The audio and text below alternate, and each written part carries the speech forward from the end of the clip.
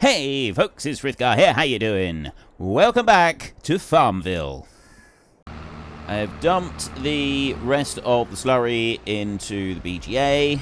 Our next job is to start on the harvest. Now the combine's already down there next to the field of soybeans, so we don't need to do very much with that one.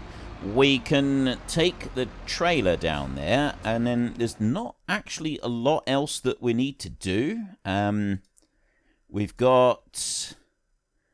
Well, we've done all the autumn planting. We've already got the wheat and the barley canola in. We just need to harvest the stuff that we can harvest, and then that's pretty much it until the spring. We'll prepare the fields and so on through the winter. We do need to do the edges of these fields down through here, so there will be that to work on. But that's going to be it. We got these 3 fields here to harvest. The one thing that we are going to need to do, I want to start the engine on that one. Let's go and get this trailer. I'm going to use this tractor to pull this one around, I think. And the one thing that we will need to do is going to be a little bit of ploughing that we'll need to do. And I think there isn't really much else. We'll have to bring the combine back and get the other header so that we can run that down to the fields for the sunflowers and also for the corn. But that's not going to take very long. And that's it, really. It's working through the winter, preparing the fields and all of that stuff. And then also, well, obviously we've got the edges of the fields. There's the possibility that we will buy another fields during the winter, and then we can sort of join these together. We'll have flour to sell during the winter, and we will have what else are we gonna have? Flour to sell. Oh, actually, yeah, that was the other thing. I was just looking at it. The digestate that we've got here, and we got 14,000 litres at the moment. Right now is fetching a reasonable price. It goes up to 109, so there's not a lot in it, but I think we'll wait until either December or January, and we'll sell that when it's as close to that as possible. So we'll just sell all the digestate rather than worrying about trying to get it out onto the fields or anything. The methane and the electric charge has just sold anyway, and straw. Now, I've been thinking about the whole straw situation that we got going on, and... I just want to lift this one up a minute. Right, so we've got the straw, and we are...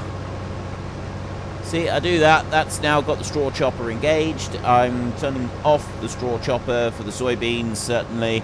And some people have actually suggested that I should take the straw from the alternative crops and not sell it directly, but also don't put it in for the cows either. If we take that straw, I would keep the... I'm personally thinking I'd keep the bean straw, but if I was to take the straw from the sunflowers and from the corn and from the canola and feed that direct into the mini BGA, because we've got straw that we can put in there, we'll be getting enough straw from other things to... for our cattle to have, so that won't be an issue there. And we could just take what we get from these other crops, that can feed direct into the BGA, and we can make a bit of money back from it that way, rather than... Because eventually, we're going to have too much straw here. We're already growing too much. And so I have to make a choice between either continuing to bale up all of the straw on the farm, apart from the sorghum straw. I did talk about potentially not doing the straw from the canola, but I think I'd like to. That's the thing. I have been told, you know, I could just use the standard speed baler and not do all of this extra straw. I'm doing all this extra straw because it's something different. It is something that is done occasionally on some farms, not very often, it's not very common. In fact, it's very, very uncommon, but it's still something that I would like to do. I would like to actually do, it's different. It's very, very different to how a lot of farmers do things, and sometimes it's nice to be able to do things that are just a little bit different to the standard. And so that's what I'm trying to achieve here, is I'm trying to do a little bit different to standard, and that's why I want to bale up all the straw. It's also why I went for the fast baler, although that one has turned out to be too fast. That was a little bit unrealistic. So the options I've got are I stick with the baler that I've got and we run that one, or I end up switching over to like a square baler or something, or we could even maybe get a forage wagon that runs, and we could use the forage wagon to pick up the alternative straws, and then we just have the other one for that. I'm most likely going to go with a different baler, and I know that there are those of you who really, really hate the idea of me using a different baler, although I will just point out that those same people are the ones that say, yes, I should be upgrading my machinery at every available opportunity because it makes it go faster.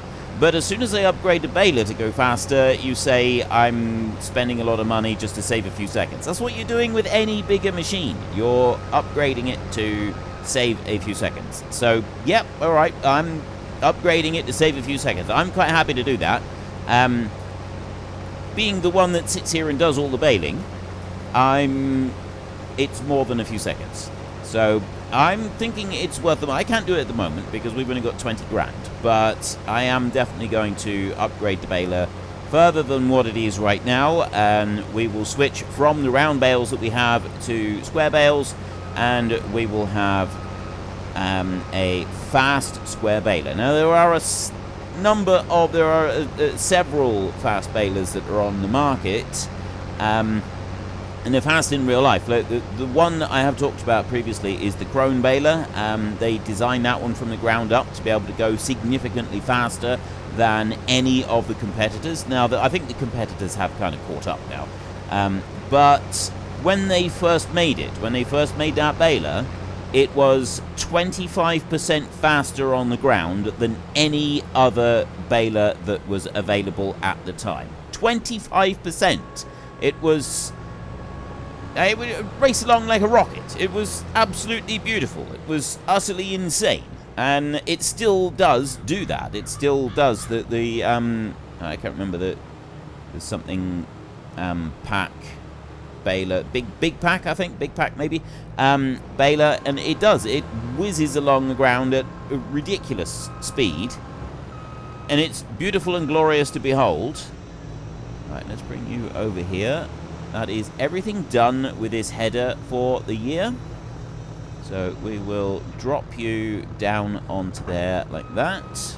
Should snap into place on that header trailer. I hope it does. Might have done and I missed it. I don't know. It seems to behave slightly peculiarly. I think it just jumped then. I'm not sure. But it's on here anyway. That's the important thing. So we're going to run this one back. And yes, we might as well use the combine to tow this trailer back, because we've got to bring the other header, and that was not on a trailer. The only way we can move that other header is attached to the front of the combine. So we will run this back here. The soybeans have then got to go back and be put into storage, and hopefully this year I will actually remember to sell the soybeans. It's an ongoing struggle, me remembering to sell the soybeans, and it seems to be a struggle that I'm not doing very well at. It's one that I lose quite frequently. Well, I'm not sure I've actually sold soybeans yet. I've lost soybeans. We've lost soybeans that were in storage, and that's not good. I don't want that. I want to be able to sell them and get the money. I don't want to be losing them. So let's have this one here. We'll run this down, and we're dropping little bits of straw because I forgot when I was driving along to turn the straw chopper on, and then any little bits of straw just get gotten rid of like that. It's the best way to do it. I'll run this back to the field a second. Okay, we have got two different jobs that we need to do here. We've got sunflowers right there, and we've got the other one a bit further along. So there's that one, corn. There's that one unfolded there, and then I will switch to the combine itself and unfold that one, and then go back to the header while that one's unfolding, and away we go. And then once we've baled up all of the straw from here, so let me just activate the straw again. There we go. Like that. Fire you up, and off we trot. Excellent. Right, and that's leaving behind a little bit of straw, which we will bale up. So, yeah, considering the amount of straw that we've got now, if you have a look in here, we've got 185,000 litres of straw, and we haven't even finished the harvest yet. I do think that the bales of straw that we get here from the sunflower straw and also from the corn could go into the BGA. I think that would be acceptable. And I did say that I didn't really want to use that BGA bit because it felt a bit cheaty, but I have had people say, well, you're still getting money, like you're earning money from your farm, and it's going to allow us to expand a bit further and a bit faster. And as I have pointed out several times, the point of this series is not to stagnate and get down to minor details every year. We want to progress seasons. The whole point of this series is to get through seasons as quickly as possible so that we can advance through the years. If we can do 20 years of gameplay, that would be absolutely brilliant. But in order to be able to do that, we've got to get through the years quickly and efficiently, and one of the best ways of doing that would be to, well, yes, I realize I could just chop all of the straw and not worry about it, but I don't want to do that, and for reasons I have already outlined. I very much like the idea of doing this ever so slightly differently and having a bit of a challenge when it comes to dealing with all of this straw. But yeah, I actually really like the idea of dumping it all into the BGA because, one, it's a quick and easy way of getting rid of it. Two, I was originally selling it just on the sell everything, and the only people realistically that would be buying straw from sunflowers, straw from the maize over there, the only people that would realistically be buying that are people that grow, that want it for compost.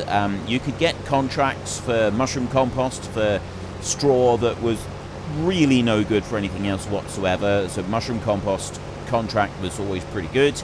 But they still aren't going to give you much money at all for it. If we can put it through the BGA, like the material that is coming through here, we're getting off this would, I think, rot down nicely in the BGA. Like it would be able to be processed through. There's a lot of organic material in this, and I think that would actually work fairly well for making the gas and so on that the BGA does. So I'm kind of liking this idea. I'm thinking this idea is actually a pretty good one.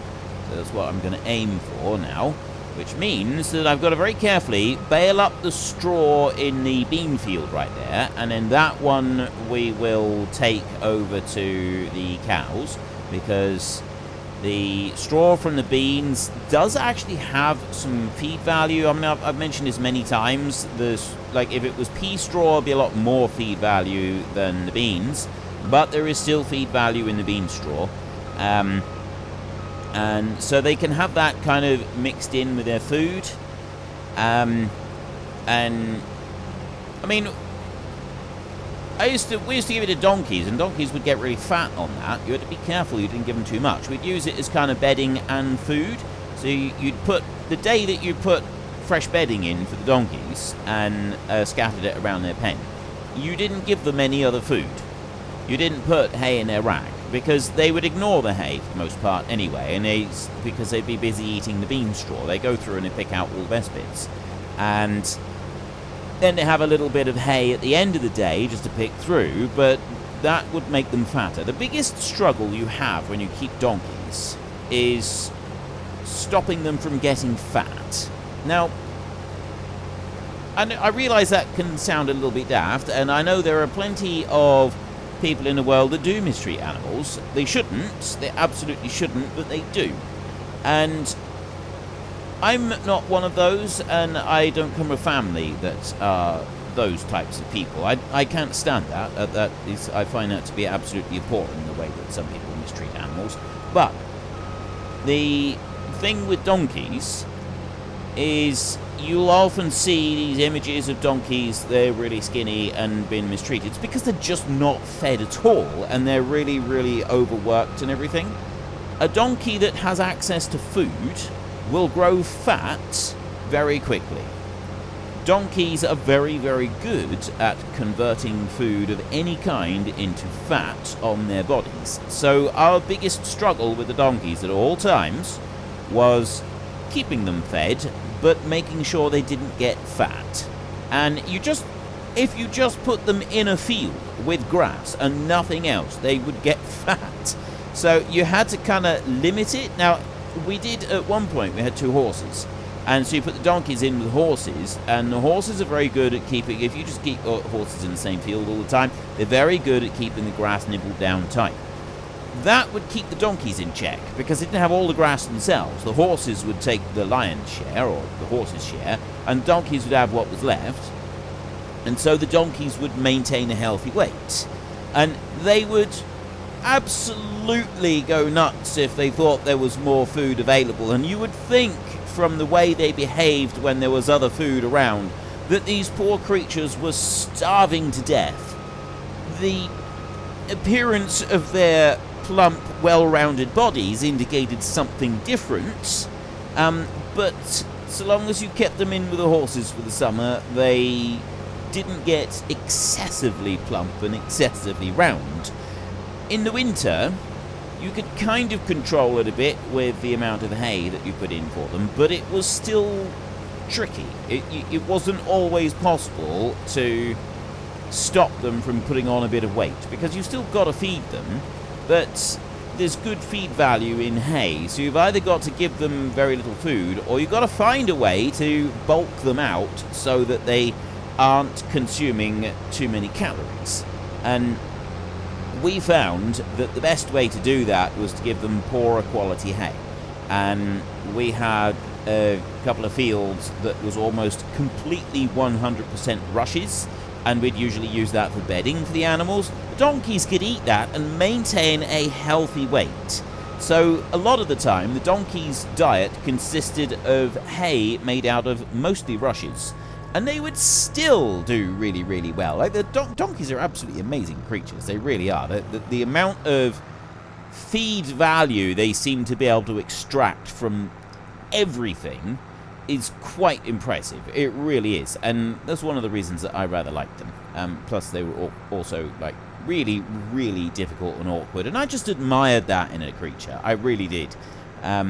Unfortunately, the 2 donkeys that we had have since passed away, so we don't get to experience their shenanigans any longer. But it was a lot of fun while we still had them. But my parents have moved since then, and they now have a... Well, they were on a small holding with a couple of acres. They now have a bigger place. That's what I did a few videos on, and I'm not going to be doing more video. I don't have plans to do more videos on it, but... I think those of you who did watch the videos got an idea of kind of slightly bigger places, but they keep cattle on there now, and once the donkeys had, when the donkeys died, one of them died before they moved and one of them died after they moved, and they basically had to make a choice between, do we focus on the cows? Do we keep the cows and maybe have an extra couple? Or do we separate out one of the fields and keep donkeys on it?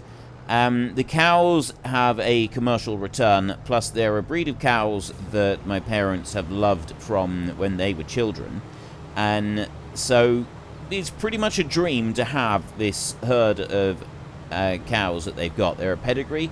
And it is a dream of theirs to be able to keep this type of cow, and so they decided they don't want to. They're not going to replace the donkeys. So, long story short, so we no longer have donkeys on the farm. We just have the herd of cows instead. And yes, I did like the donkeys. I thought they were great, but we now have the cows. So yeah, it's kind of sad that there's no donkeys, but I know other people who have donkeys, and so I can go and see them if I want to. And we now have the cows to deal with. And, yeah. So, anyway. These cows, they're also very good. They're an older breed, which means that they're a beef animal rather than a dairy animal. So, you can give them a lesser quality feed. You don't have to give them the absolute best quality feed that money can buy. And there's where my parents' place is, there's lots and lots of rushes. A lot of wet ground there, which means that they have lots and lots of rushes in their bales.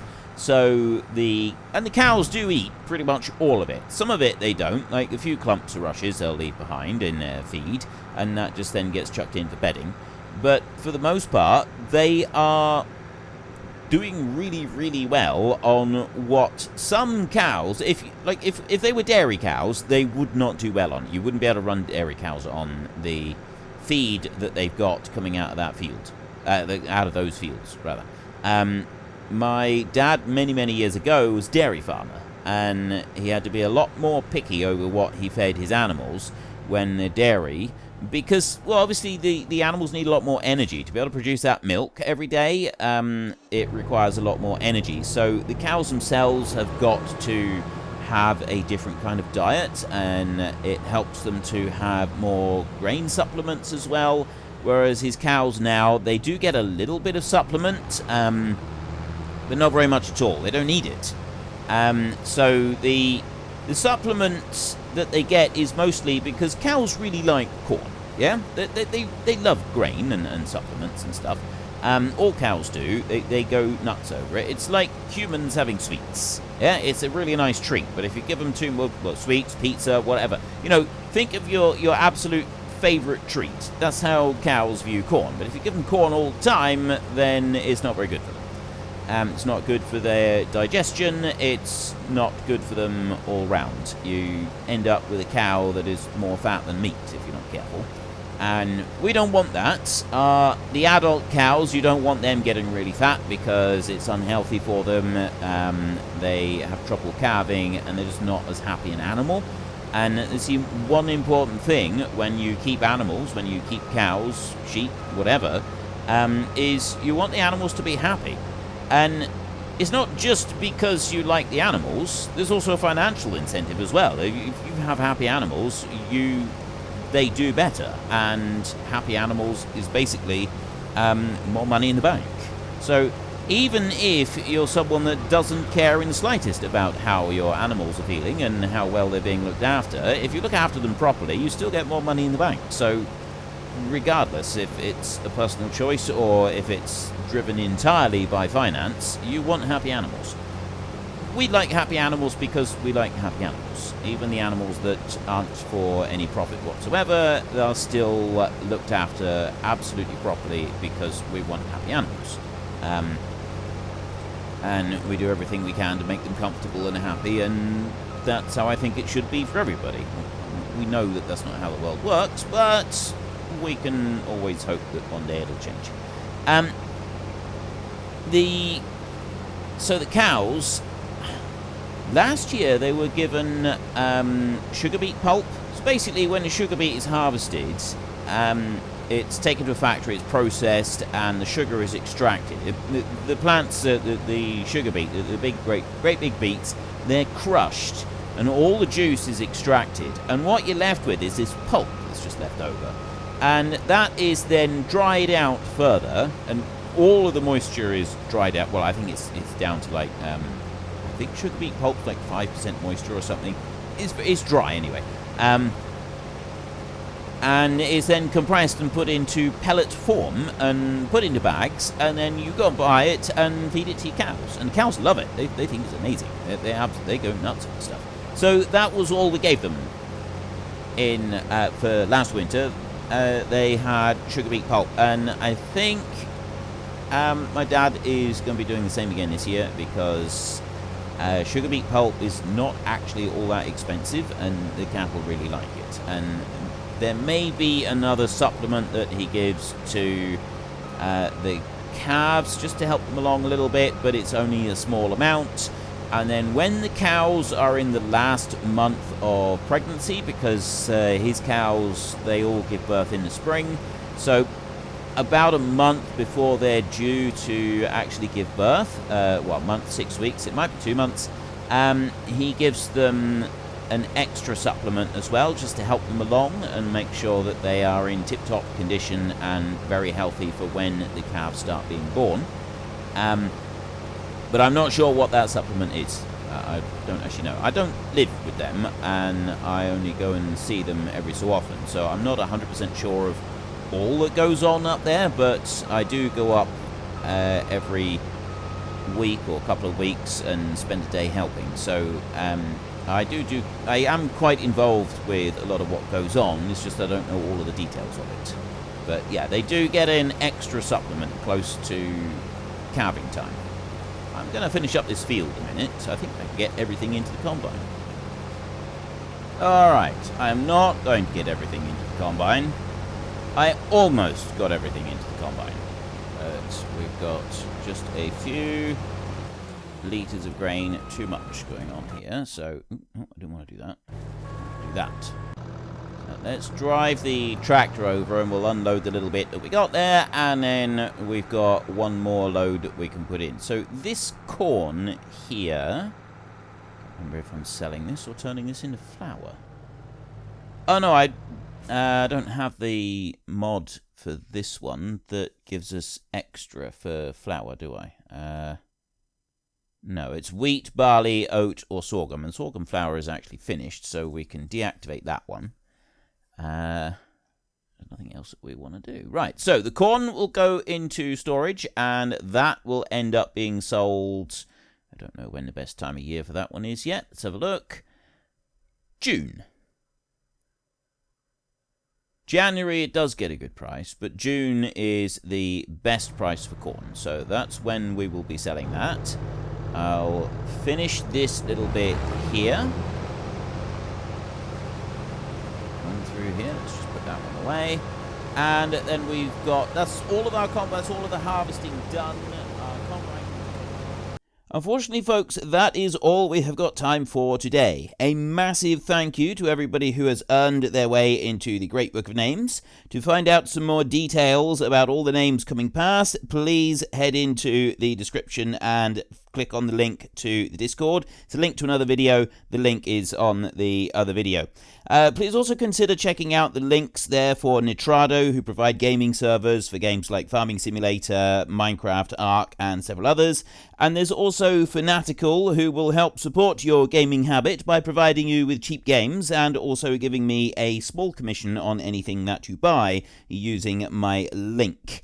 If you've enjoyed this particular video, then please head down below and give us a like. And if you really enjoyed it, then please tell your friends all about me. Get them to come and watch as well. That would be awesome. And until next time, thank you very much for watching. This is Frithgar. Goodbye, and see you later.